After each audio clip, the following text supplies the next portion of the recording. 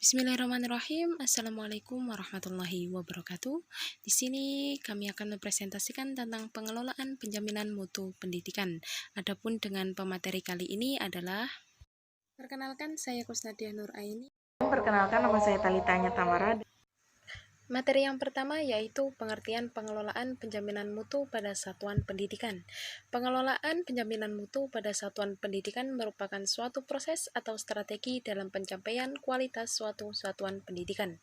Dalam penjaminan mutu diperlukan sebuah hal untuk melaksanakan penjaminan mutu, yaitu sistem penjaminan mutu internasional dan sistem penjaminan mutu eksternal. Agar penjaminan mutu pendidikan berjalan baik, harus memenuhi standar mutu pendidikan yang sudah ditetapkan oleh penentu kebijakan pendidikan. Pengelolaan mutu pendidikan yang baik harus memenuhi standar mutu pendidikan.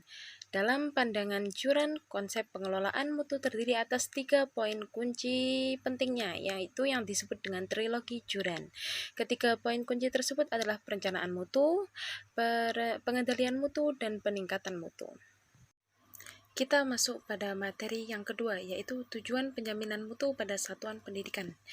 Dalam Peraturan Menteri Pendidikan Nasional Nomor 63 Tahun 2009 tentang Sistem Penjaminan Mutu Pendidikan Pasal 2, tujuan akhir penjaminan mutu pendidikan adalah tingginya kecerdasan kehidupan manusia dan bangsa sebagaimana dicita-citakan oleh Pembukaan Undang-Undang Dasar Negara Republik Indonesia tahun 1945 yang dicapai melalui penerapan SPMP.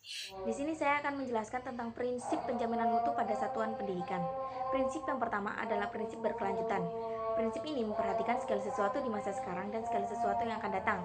Maksudnya, proses penjaminan mutu digunakan sebagai masukan awal untuk pengembangan program penjaminan mutu di masa selanjutnya.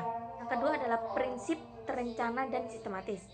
Prinsip ini mengandung maksud bahwa penjaminan mutu yang dilakukan dengan kerangka waktu dan target-target pencapaian mutu yang jelas dan terukur. Tiga adalah prinsip menghormati otonomi sekolah. Prinsip menghormati otonomi sekolah, baik formal maupun informal.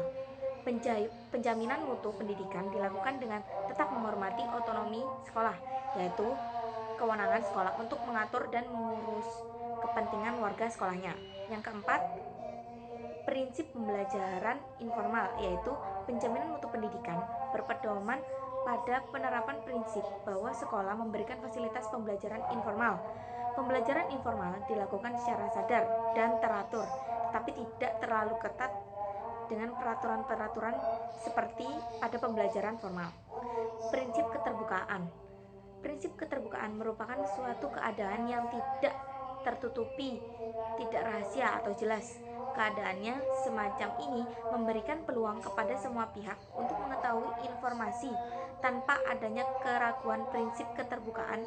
Materi yang selanjutnya adalah model pengelolaan penjaminan mutu pendidikan. Yang pertama adalah model PDCA yang terdiri dari 4. Yang pertama adalah perencanaan, yang merupakan suatu upaya penjabaran cara penyelesaian masalah yang ditetapkan dalam unsur-unsur rencana yang dilengkapi serta saling terkait dan terpadu sehingga dapat dijadikan pedoman dalam menyelesaikan suatu masalah. Tahap yang kedua adalah melaksanakan rencana. Melaksanakan rencana yang telah disusun pada tahap perencanaan. Yang ketiga adalah tahap pemeriksaan, yaitu memeriksa kemajuan perencanaan yang dicapai. Gunanya adalah agar mengetahui bahwa pelaksanaan yang telah dilakukan mencapai efektif dan efisien. Yang terakhir adalah tahap melaksanakan perbaikan. Setelah melakukan perencanaan, pelaksanaan, dan pemeriksaan, ada yang disebut dengan proses perbaikan, yaitu proses perbaikan atas pelaksanaan yang telah dilakukan.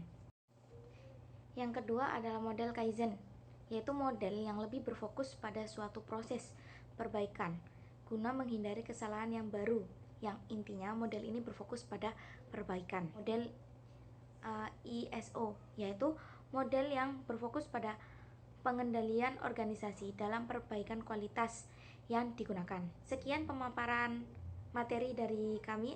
Wassalamualaikum warahmatullahi wabarakatuh.